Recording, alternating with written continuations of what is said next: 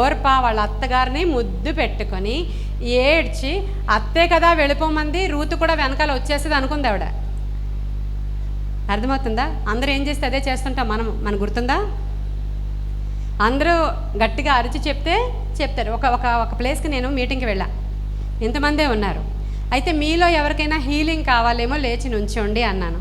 అప్పుడు ఒక ఆవిడ ఇలా చూసింది, ఎవరు నుంచోలేదు, అందుకని ఆవిడ నుంచోలేదు.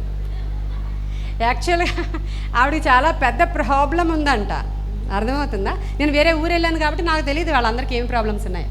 ఆవిడ వెనక్కి చూసింది, ముందుకు చూసింది, పక్కకు చూసింది, ఇటు చూసింది, ఎవరూ లేవలేదు, ఆవిడ లేవలేదు. అప్పుడు ప్రార్థన అంతా అయిపోయి వచ్చేస్తుంటే మళ్ళీ లైన్లో నుంచున్నారు. ఏం కావాలి అంటే హీలింగ్స్ కావాలంట.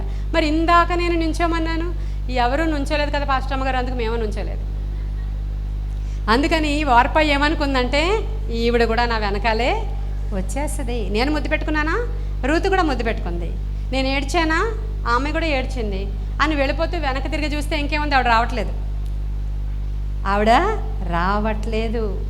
ఆవిడ అత్తని ఏం చేసింది, హత్తుకుంది. హల్లెలూయా, హల్లెలూయా. అత్తని హత్తుకుంది.